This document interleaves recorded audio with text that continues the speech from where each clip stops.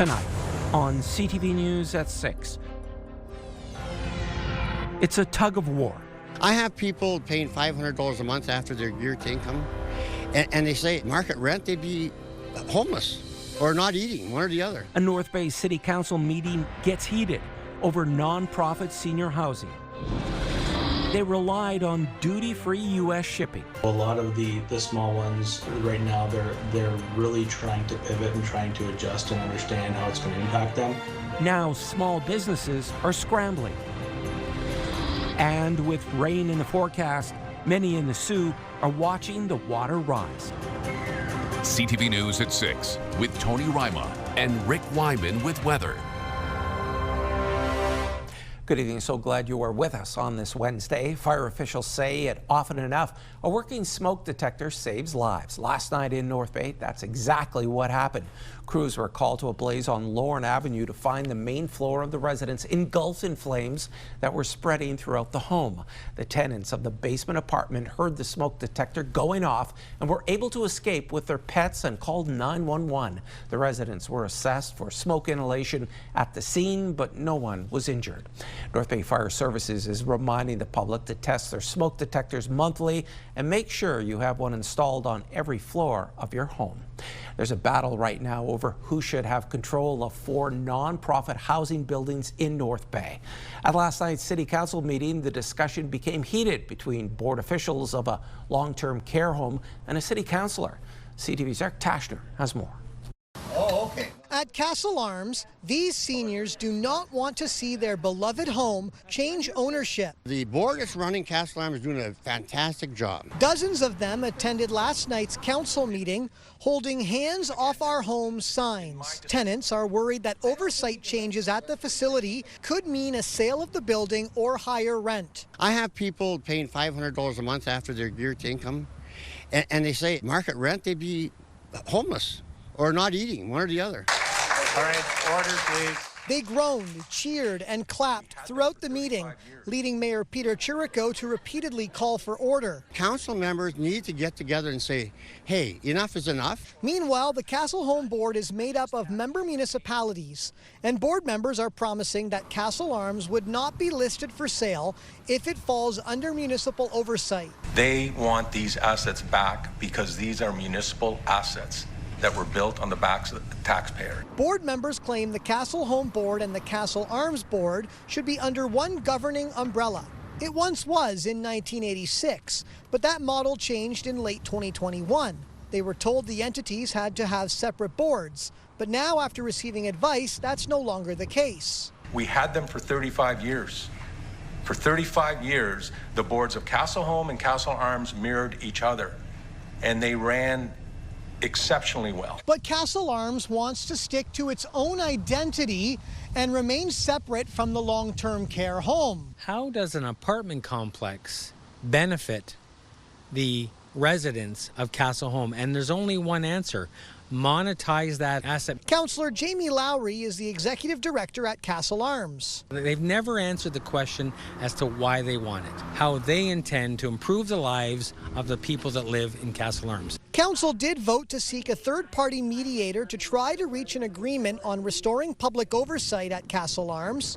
For the seniors living here, they feel like they're caught in the middle of it all. It's time to stand up for seniors and give them their rights. We've worked hard. Eric Tashner, CTV News, North Bay.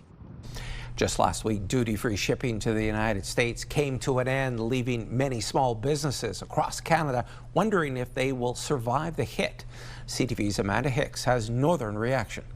As of August 29th, the de minimis exemption, which allowed goods under $800 to enter the United States without extra fees, came to an end following orders from President Donald Trump. The Sault Ste. Marie Chamber of Commerce says small businesses are already feeling the impact. A lot of the small ones right now, they're really trying to pivot and trying to adjust and understand how it's going to impact them. Some have just stopped shipping to the U.S. Others have tried to tack on their price, the added cost to their price, and saw sales volumes decrease. So it's had an immediate effect for sure. Class Factor is an inclusive clothing store that's been operating in Sudbury for over a decade. Its owner says she stopped using a supplier in the United States recently due to the high costs and says the past few months have been stressful amid all the uncertainty. The uncertainty in business, there's always some, but there's even more now. So it just makes the long-term planning a lot more difficult. And like I said, after 15 years, I truly thought this was going to get easier. It just seems to be getting more difficult. It's a similar story for Nukify, which sells clothing and products online and in its physical location in downtown Sudbury. The hope was to break into the American market, but now the business's owner says that goal will have to be delayed for now. We are now thinking like 2 to 3 times, like, okay, should we take the products from the US or should we deliver the products to the US, because the traffic is now there. So we need to now think. We need to now think and restructure, like how can we manage it. For many small businesses, the hope is that a solution will be found. But for now, they are navigating a new and very challenging global market. Amanda Hicks, CTV News, Sudbury. A judge in North Bay has ruled that Brandon Nakaji's confession to second-degree murder is admissible in court. The defense lawyer for the 29-year-old charged in the murder of Tristan Ayers in December 2022 argued that the confession should be inadmissible because his client was experiencing fentanyl withdrawal, adding his client made that confession under oppressive circumstances and that it was possible police delayed taking his statement to take advantage of the withdrawal symptoms. Superior Court Justice James Wilcox disagreed and is allowing the confession as evidence. You can learn more about this story on our website, CTVNewsNorthernOntario.ca. Residents in the Sault Ste. Marie area should prepare for some localized flooding, according to the Region Conservation Authority. The Soo is expecting heavy rain over the next few days. It could see between 50 to 75 millimeters of precipitation, with higher amounts in areas impacted by thunderstorms. Conservation Authority officials say this could result in flooding, especially in low-lying areas as water levels rise. Residents and visitors are urged to exercise extreme caution around all waterways. But it's not just Sault Ste. Marie expecting nasty weather. For more details, let's bring in CTV's Rick Wyman. Rick. Tony, it's pretty well right across northeastern Ontario. I like to call it a copy and paste forecast, an identical forecast throughout the entire Northeast. Our systems map, lots of rain coming our way. Yesterday while shopping, someone approached me at Costco in Sudbury and said, Rick, don't make it rain. Well, I can do a lot of things, Tony, but I don't make it.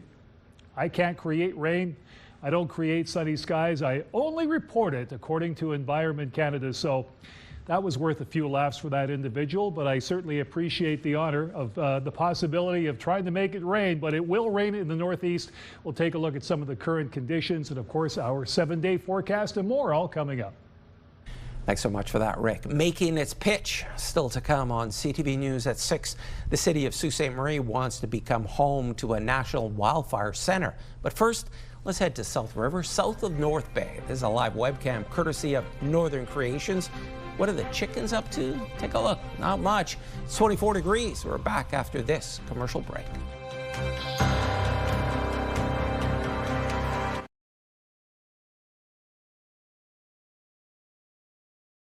When you see it happen, send it to CTV News. Text 10400 from your screen to ours. Text 10400.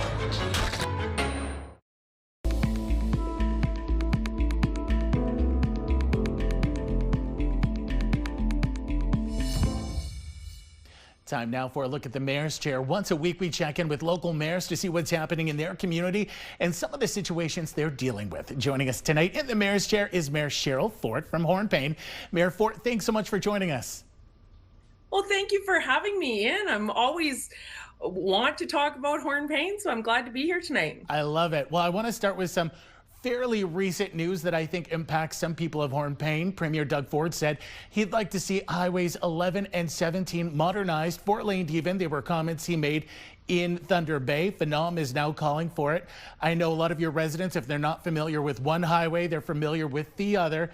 How much would you like to see the Premier follow through on that? Oh, definitely. We have seen the safety concerns across the north. Hornepayne, along with the Northeast Superior's Mayor's Group, have advocated for safer highways in our areas, and that we have to change it up. There needs to be change for the safety of everyone that travels those highways, and Hornepayne residents do. They use both the 17 and 11. Our closest airports are Timmins, Sault Ste. Marie, and Thunder Bay, and you have to travel on those highways to get out into the broader world. So we look forward to that. We support Phenom, and I think it would be a step in the right direction. A lot of your people travel, like you say, they use those highways even for work. A lot of people in your area also work in natural resources. We're hearing a lot about tariffs. Has that been a concern for people up in your neck of the woods? Yeah, definitely. Anytime there's other cost factors contributing to lumber, because we have Hornepayne Power and Hornepayne Lumber here in Hornepayne, and we don't want to see the markets fluctuate too much. We already know that they fluctuate enough on their own. So anything that prohibits that is what we want to see. So with the tariffs, I know we've had several discussions with NOMA and Phenom about how this affects Northern Ontario, and I've had discussions with the mill, and we've actually reached out to Terrace Bay when the closure of their mill to try and support them, because we need some place to put our wood chips. So we are moving along, and we do have one of the councillors on Hornepayne Town Council that works out at the mill. So we're kept up to date. And so far everything is good, but we don't want to see it hindered further. We want those relationships repaired, and let's move forward as a full continent. Hornepayne recently announced it was also restructuring for enhanced service delivery. Those are the township's words. Now, typically hearing the word streamlining and that kind of thing isn't always a positive thing. I want to give you a chance to talk about why this was necessary. Oh, definitely necessary. It's a positive because we have been contracting out asset management, and part of the restructuring is bringing that in-house. So restructuring in the position of a chief financial officer that brings more of those assets to our community that can do that work. And so that's where the first structuring has come along, and then restructuring positions within the township so that they can support this new position. And then further into the future with more data, we'll look at public works and recreation as well. We're down to the last 30 seconds or so, but this is the start of a new school year. Kids are now back in class. Any message? I know lots of Hornepayne families you'd like to leave with those in your community about the start of heading back to class.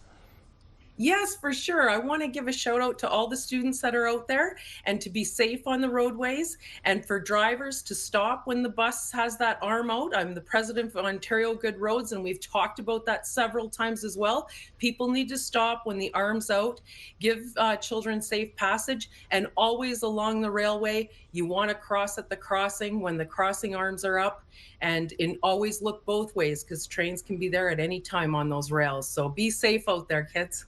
Absolutely. Mayor Ford, thank you for joining us. Thank you so much for having me in. You have a great night. You too. That's Mayor Cheryl Ford from Hornepayne. Thanks for that, Ian. An idea from Sault Ste. Marie Council aims to establish wildfire training on a more national scale while bringing jobs to the city. City Council voted in favor of launching efforts to create a national wildfire center in the border city. The Soo has been in on a number of large-scale attempts to bring jobs to the city, including Amazon's HQ2 and most recently a Canada Water Agency. Mayor Matthew Shoemaker is in favor of the idea brought forward by colleague Corey Gardy. He adds that experts in the area of forest firefighting have noted the need for a more cohesive approach to tackling the fires that often require provincial forces working together. There's the expertise in monitoring, in dispatching, in planning, wildfire firefighting exercises right here through the Ministry of Natural Resources. There's also the water bomber training that happens here in Sault Ste. Marie. And then there's a number of other resources on the Ontario Forest Research Centre, the Great Lakes Research Centre, the Sault Ste. Marie Fire Services, and Sault Ste. Marie Airport. Mayor Shoemaker says city staff will work on a pitch that will then be brought to the federal government's ministries of the Environment, Natural Resources, and Emergency Preparedness. Safety concerns around a homeless encampment in Timmins has prompted City Council to hire added security. The encampment is in the laneway near this emergency shelter on Spruce Street. The additional security is temporary. The city says it will run patrols in a 2-block radius around the shelter for 1 month between 7 p.m. and 7 a.m. Council has requested a report at the end of the trial period that details the results of the patrols and feedback from the community. The City of North Bay is looking for public input on the next phase of its downtown waterfront development plan. It focuses on a large common area behind the North Bay Museum. The idea is to design it in a way that complements the other nearby amenities, including the splash pad and playground. Officials say the goal is to enhance recreation tourism and the community. The first session will be on September 9th. An update on the arena in Trout Creek now. Powassan's mayor says council is moving ahead to the next phase. In a Facebook post last night, Peter McIsaac writes, at tonight's council meeting, the Municipality of Powassan Council accepted the engineer's report from Tacoma Engineering that will keep the Trout Creek Community Center open. Ice will be going into the arena in October. McIsaac has been a long proponent of fixing up the facility. Everything had been contingent on cost.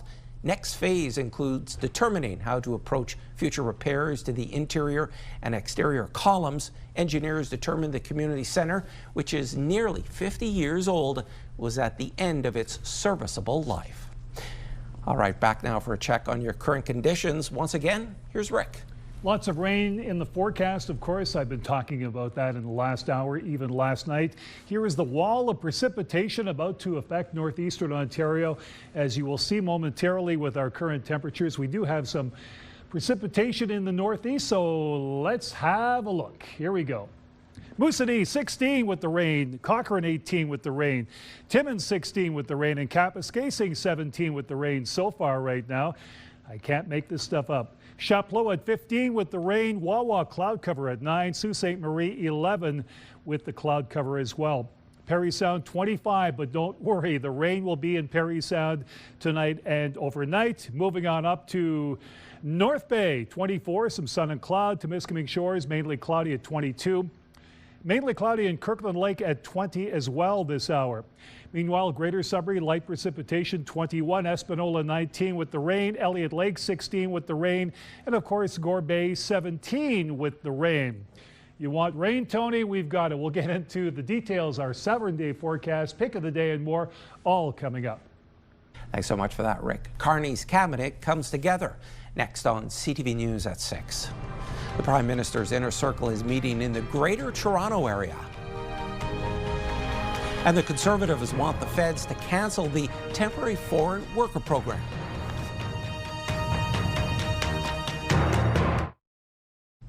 The Prime Minister and his cabinet are in Toronto today for a 2-day retreat. The big focus of the meeting, major projects, trade war strategy, and housing as the inner circle lays out its priorities leading up to the opening of Parliament. CTV's Judy Trin has more. Ahead of his cabinet planning forum, the Prime Minister disclosed a top-level conversation. I last spoke to the President Monday evening. We spoke at length on a wide range of issues, including on trade, but geopolitical other issues. Over the next 2 days, members of cabinet will get more details about what Mark Carney learned in his unscheduled conversation with Donald Trump. The U.S. needs to start public consultations on the Canada-U.S.-Mexico trade agreement in the next few weeks. The focus of the government from the start has been on what we can control. The cabinet agenda includes deciding which major national projects, from ports to pipelines, to put on the fast track. Ministers will also discuss the rollout of Carney's Build Canada Homes initiative and how to build affordable homes on federal land. The finance minister has yet to map out the costs. It's going to be an ambitious budget, but at the same time with a fiscal discipline, you know. This budget is about fairness for every generation. The Liberal government has not passed a budget since April 2024. A budget is expected to be tabled in October. There will likely be public sector cuts in order to pay for investments. The federal government has been growing spending as a whole at over 7% a year on average for over a decade. That's twice the rate of growth of the economy on average. It's not a sustainable situation. So we need to rein in spending. We need to find efficiencies. Carney's cabinet also heard from polling experts who told them that the trade war was no longer a top priority for Canadians. Instead, fighting inflation, building homes, and job creation ranked ahead of Trump and his tariffs. Judy Trin, CTV News, Toronto. U.S. President Donald Trump is vowing to take his tariff fight to the Supreme Court, warning of devastating consequences to the United States if his tariffs were removed. Without the tariffs, this country is in serious trouble. A federal appeals court ruled last Friday that Trump's so-called Liberation Day tariffs are illegal. So far, Trump has not indicated any willingness to drop tariffs on Canadian goods, in spite of Prime Minister Mark Carney's decision to lift retaliatory tariffs on American goods that are compliant with the current free trade agreement. In a bid to free up jobs for Canadians, Conservative leader Pierre Poilievre is calling on the Liberal government to scrap the temporary foreign worker program. July's employment data has confirmed that what Mr. Carney's economy is doing to our youth. 14.6% unemployment, 1.6 million Canadians unemployed. According to CIBC, that the levels of employment are normally what you would see in a, quote, a recessionary period. Yet the Liberals are still bringing in the workers from abroad to take jobs from people here at home, and they are driving down wages. Nearly 3/4 of the temporary foreign workers in Canada do jobs that pay below average wages, which means that they are ultimately taking jobs from the people in Canada that need them most. Poilievre also wants the government to stop issuing visas for temporary foreign workers. He says the moves would, quote, protect our youth and workers. The Conservative leader accuses the Liberals of breaking the immigration system by allowing too many people too fast and too easily to enter the country. Mark Carney was asked about Canada's temporary foreign worker program today ahead of his cabinet meeting, and the Prime Minister says the program has a role to play, and part of the discussions will be figuring out the right focus. We've been absolutely clear as a government that we want, and we're putting in place policies so that the overall level of immigration as a proportion of the population will decline from around 7% today to around 5% several years from now. Now, the biggest contributor to immigration is not temporary foreign workers. It's a variety of other factors. When I talk to businesses around the country, particularly in Quebec, but elsewhere across the country, their number one issue is tariffs, and their number two issue is access to temporary foreign workers. And there's still plenty of news ahead, but first, here's your full weather forecast with Rick. Oh, we've got quite the forecast for you this evening, and of course throughout northeastern Ontario, lots of precipitation. As you can see with that wall of rain approaching the northeast, it's already in effect right now, and of course it will continue right through for the next couple of days. Looks like we might get a break in the action at times, but there will be rain off and on for the next couple of days, so bear with me through this. After all, we did have a great Labor Day weekend. This is what we can expect tonight and overnight. Greater Sudbury 10 to 20 millimeters. Sault Ste. Marie showers. Timmins 10 to 15 millimeters. Temiskaming Shores 10 to 15 millimeters. And North Bay 10 to 20 millimeters. It doesn't stop there, however. In Moosoody 10 to 15 millimeters. Caphurst, we've got showers. Wawa showers. Gore Bay 10 to 20 millimeters. And Parry Sound 15 to 25 millimeters. Here we go. 7-day forecast. Sudbury, Nickel Belt. Chance of showers for tomorrow at 15. Periods of rain Friday, 13. Your weekend, Saturday, Sunday. Chance of showers both days, 60%. That looks good right now. 14 and 12 before the clouds roll in. Monday, Tuesday at 17 and 18. Sault Ste. Marie, Algoma, chance of showers for tomorrow at 14. Showers Friday, 13. Saturday, Sunday, we've got the chance of showers both days at 40 and 30%. Then Monday, Tuesday, cloud cover both days at 19. In Timmins, Cochrane, Kapuskasing, chance of showers tomorrow 14, showers Friday at 13. Chance of showers Saturday, Sunday at 40%, 14 and 10, your daytime highs. Monday, Tuesday, cloud cover 16 and 17, just a tad below normal for this time of the year. Temiskaming Shores and Kirkland Lake, chance of showers tomorrow at 15. Periods of rain Friday at 12.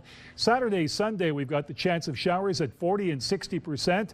And of course, Monday, Tuesday, just like the other areas in the Northeast, we've got cloud cover 18 for both days. Normally, you should be sitting at around 19. And in North Bay, West Nipissing, chance of showers tomorrow, 15. Periods of rain Friday.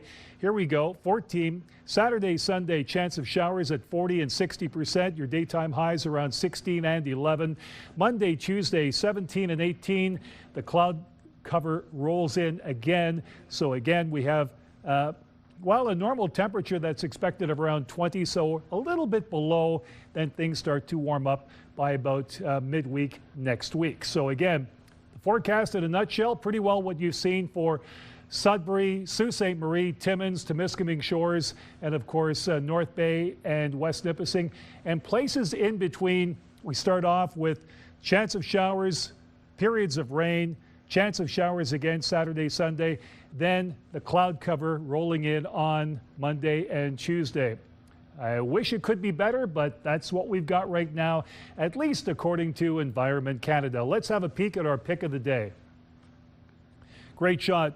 Todd Rowland's sunrise in Temiskaming at Quebec. Beautiful shot, Todd, as always. Thank you for your contribution to the show. And you can see that early morning fog emanating from the waters right now. I love that shot. Thank you so much. Perhaps your pick could be on tomorrow. Just let us know where it originates. Stick around. Tony has more news after the break.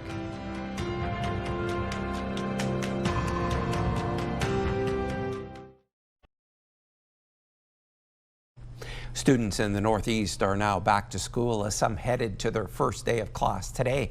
That means school buses are back too. It's a good time to remind motorists about the rules of the road. Details from CTV's Angela Gemmell. It's hard not to notice the big yellow buses with their red and yellow flashing lights, yet some motorists still try to pass them. It comes down to putting your personal time ahead of a child's life is what's happening here in most cases.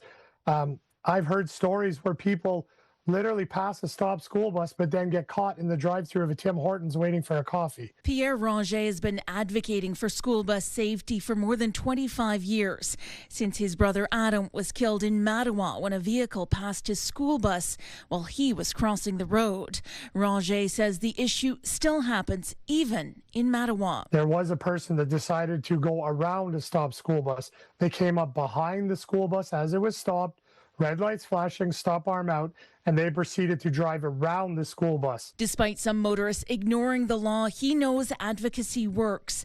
It was their campaign that helped get legislation passed in 2022 to have flashing amber lights on buses as they're slowing down towards a stop. We started a petition to try to get the law changed around that. We worked with the government to make it happen. Where we're successful in making it happen, but really it should have happened years ago. Ontario was the only place in North America that didn't run amber lights on their school buses. Everywhere else did. So really, all we did was bring our buses up to par with everyone else's. Now the Let's Remember Adam campaign is working to increase the penalties to be equivalent to stunt driving. Where if somebody chooses to go through that stopped school bus, they automatically lose their license, lose their vehicle, and have to go to court and explain why they deserve to have their license back. Every time you pass a stopped school bus, that's a child's life. So why should the penalty not be as strict as possible? OPP warned drivers that passing a stopped school bus with its lights flashing comes with a fine of up to $2,000 plus 6 demerit points. There's also another ending, a worst-case scenario that Pierre Ranger and his family have had to live with since a motorist made that choice on February 11th, 2000. Angela Gemmell, CTV News, Sudbury. The Quebec government wants to bring an end to public prayers in the province. Religious leaders and civil liberty groups there are speaking out in opposition to such a law. CTV's Stéphane Giroux has more. If it was up to the CAQ government, street prayers like this one would not be allowed. But most religious groups in Montreal are against such a law. Freedom of expression doesn't mean we all agree with each other. No, we can even disagree with something, but maybe we can agree on the fact of the freedom of expression itself. Monseigneur Christian Lépine and others point out that Christians regularly pray outside on key dates, like Good Friday. Anglo-Quebecers are well acquainted with the so-called language police, government officials whose job it is to enforce the charter of the French language. Are we going to have prayer police from the province now who are going to make sure people aren't praying in public? Jewish organizations also oppose such a law banning public prayers. Obviously, as a rabbi, I'm strenuously in favor of religious freedom, unfettered religious freedom. But adds an important caveat, shared by many within Montreal's Jewish community. We've also seen religion and prayer specifically used as a camouflage for hate speech, you may recall. Constitutional experts say Jean-François Roberge's idea to ban prayers in public would never make it past the courts. So if you want to, by law, prohibition, you just don't understand how the freedom of speech works. You don't understand how the religion liberty works as well. And this is for sure that a law like that would be struck down just like this by the court, except obviously if they use the notwithstanding clause, which they usually do. The notwithstanding clause is a provision of the Charter that allows governments to pass laws that override certain charter rights. The government says it plans to table something this fall. Stéphane Giroux, CTV News. The Timmins Chamber of Commerce held its 76th annual general meeting this afternoon and passed the gavel to a new president. CTV's Lydia Chubak has that story. The Timmins Chamber of Commerce officially introduced its new president for the next 12 months. Melanie Dufresne is the director of Collège Boreal's Timmins campus. She's been a chamber member for the past 5 years and looks forward to continuing her advocacy for the organization's 650 members. We're looking at what's happening across the border from us with some of the changes and how that affects small businesses as a whole, and that's of course key to making sure that we're present and we do everything possible to advocate for those changes that are happening around us. The passing of the gavel from outgoing President Tom Fott Jr. to the new leader took place today at the Larone Cultural Centre. Fott says Timmins is a vibrant and prosperous place to conduct business. There's contractors everywhere, contracting trucks everywhere, gold is being produced, and gold is obviously not going to be tariffs, so, or at least that's what we're being told today. This annual general meeting also took pause to give credit where it's due to those who make outstanding differences for the organization and to shine a light on the new board of directors. Lydia Chubak, CTV News, Timmins. Briefly in sports now, Montreal's Felix Auger-Aliassime has won again to move on to the semifinals at the U.S. Open.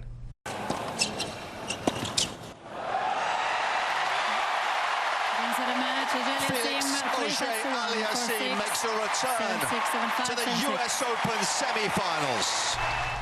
The 25-year-old Canadian fought back to beat 8th seed Alex de Minaur in a 4-set battle lasting more than 4 hours. The win puts Felix back in the Final Four of a Grand Slam for the first time since the 2021 U.S. Open. Auger-Aliassime will next play either the world #1 seed or the 10th seed. It was a project for college students, still ahead on CTV News at 6. They built it in Sudbury. Now the bidding starts to own it.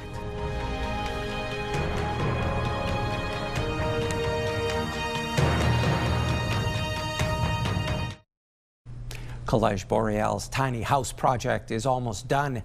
In 2022, the college started a special project for students to get hands-on learning experience in their desired fields.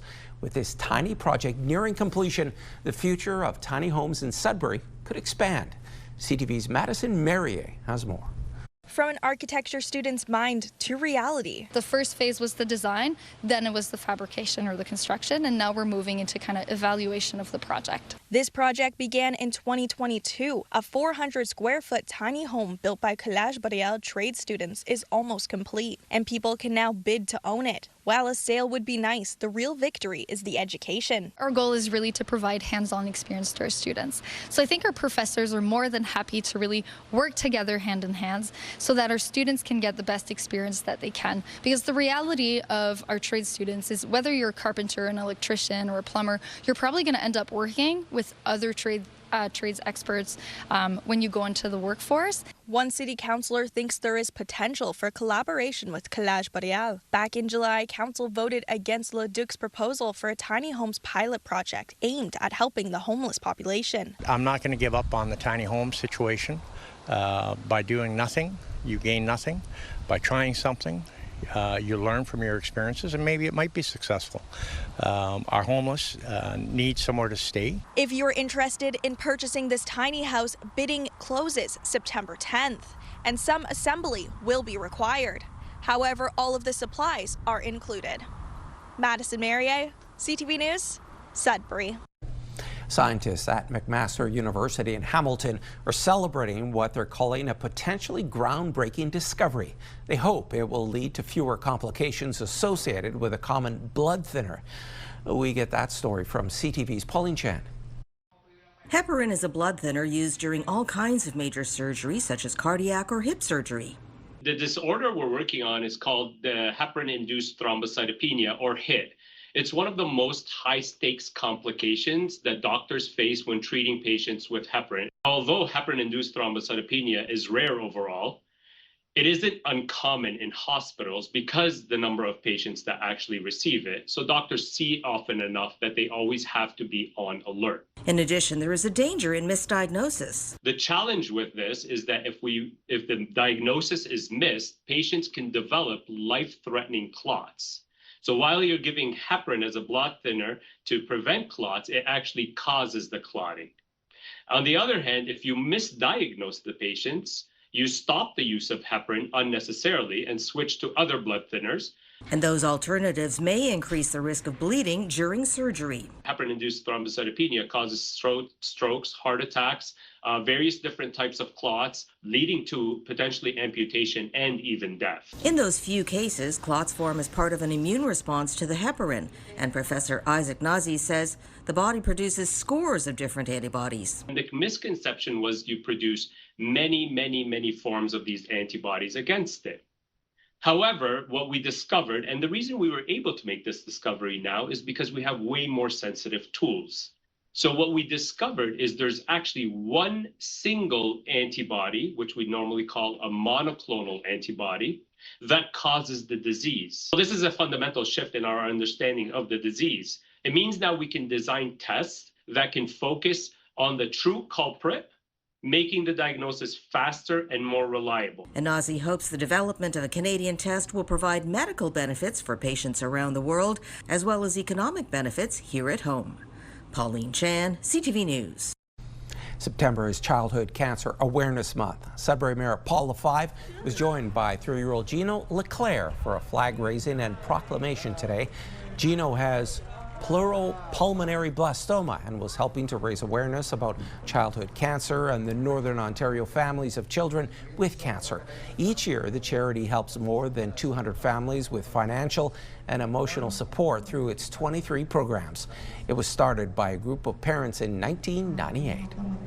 The supports that we offer were things that were really not available to families before. It can be very isolating for families in the north if you don't know anyone else who has a child with cancer. You're traveling for care and you're taking on all of these financial difficulties on top of what you're already dealing with emotionally. So that's really what our programs are all about. The burden certainly of having a child and go through the treatments. We're lucky we have some here in Sudbury, but so often they need to go down to sick kids as well. So the more we can raise awareness that they are not alone and they are fully supported, that's what we were trying to do today with the flag raising and with the proclamation. And the charity will hold its largest fundraiser of the year, the Gold Soiree, at the Steelworkers Hall, September 27th, with tickets still available.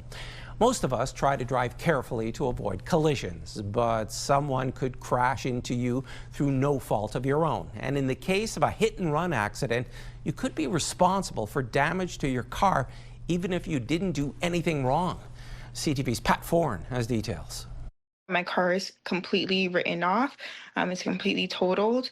Micaiah Donaldson, a 20-year-old university student from Brampton, says she feels lucky to be alive after being involved in a hit-and-run accident. She was driving home at night in June from a friend's house when a speeding pickup truck slammed into her. I was going probably 30 and he was probably going 100, so it was a really bad hit because he was going really fast. The police were called and Donaldson was taken to hospital with injuries.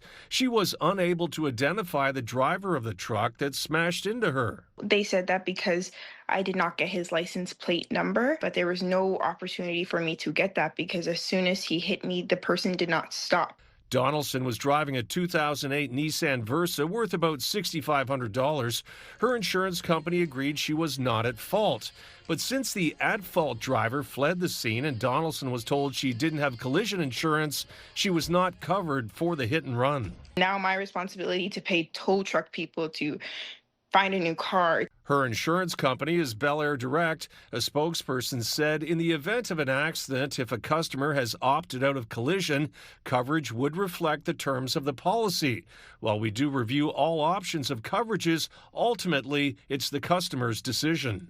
Because the other driver was unidentified, no fault doesn't apply. The Insurance Bureau of Canada says in a hit-and-run accident, collision coverage is needed to repair or replace your vehicle. The insurance company can't pay to repair the damage to their car because there's no coverage to draw from. Donaldson feels little effort was made to find the hit-and-run driver and feels she should be compensated.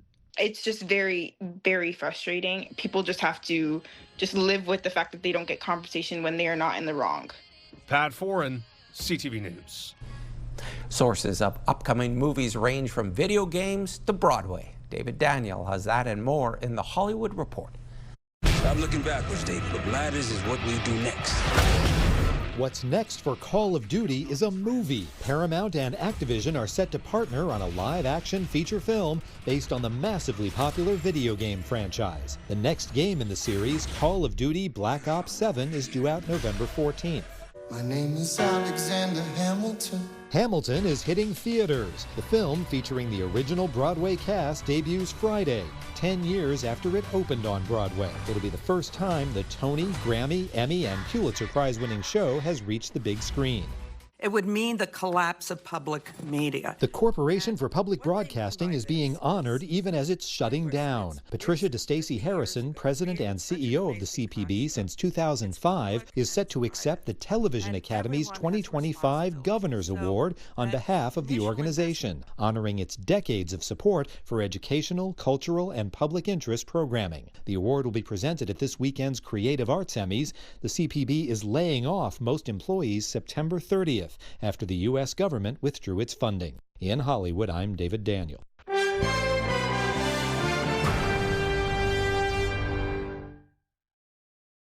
More beer stores are closing in the Northeast, this time in Sudbury and Mattawa. The beer store on Notre Dame Avenue in Sudbury and on Valois Drive in Mattawa are slated to close in November. 4 other stores in southern Ontario will shutter then as well. Around the north, the beer stores in Little Current and Noelville will shut down October 19th, while locations in Labatt and Azilda closed in July. Via Rail Canada says its Canada Strong Pass was a huge success. The program offered free travel for children and teens 17 and under while traveling with an adult and offered discounted fares to youth ages 18 to 24. According to Via Rail, they saw more than 50,000 bookings made using the pass for more than 43 million kilometers of travel. That's the same, they say, as traveling from coast to coast 9,000 times. The program drove ridership up 6.5% between June 20th and September 2nd, saving Canadian travelers more than $6.6 million this summer. A major Canadian player in convenience stores reported earnings. BNN Bloomberg's Marilla Fernandez has more on that and other business headlines. Alimentation Couche-Tard reported earnings with revenue down year over year. The company's based in Quebec but owns convenience stores around the world. It brought in more than $17 billion in its latest quarter. That's a 5% drop from last year. Still, Investors weren't phased, pushing the stock up nearly 8% at one point today. Here's a look at how the trading day ended. The Canadian dollar is down slightly to 72.48. West Texas Intermediate dropped $1.67 to 63.92. Western Canadian Select is up more than $2 to 53.23. And the TSX is up again, gaining 135 points to another record close. Those are your business headlines. I'm Marilla Fernandez. Here are the current prices for some key commodities we watch. Gold up $29.21, closing the day at $35.62.90 US an ounce. Silver up 19 cents to end the day at $41.08. Copper up 3 cents to $4.45, and nickel up a penny, ending the day at $6.83 US a pound. And Rick is back now for one last look at your Thursday weather. Okay, Tony, here we go with the precipitation in the northeast for the next couple of days. But beginning tomorrow, let's have a look at Sudbury. We've got the chance of showers at 15, more of the same in Timmins at 14, Sault Ste. Marie 14 as well. And of course, this rain will persist over the course of the next couple of days. North Bay 15, chance of showers, 15 in Parry Sound, showers, and the chance of showers to Miskaming Shores 15. Tony? Thanks for that, Rick. And finally, a northern exhibit is set to open in Sudbury. Amber Hill Gallery will open the two photographers' Killarney exhibit this Saturday from 2 p.m. to 5 p.m. with a reception. The exhibit features Sudbury photographers Kathy Browning and Nick DeBecke and showcases the natural beauty of Killarney. The reception is free and open to the public. Those are stunning pictures. And folks, that's CTV News at 6. I'm Tony Ryma. More news comes your way at 11:30 with Ian Campbell. Good night.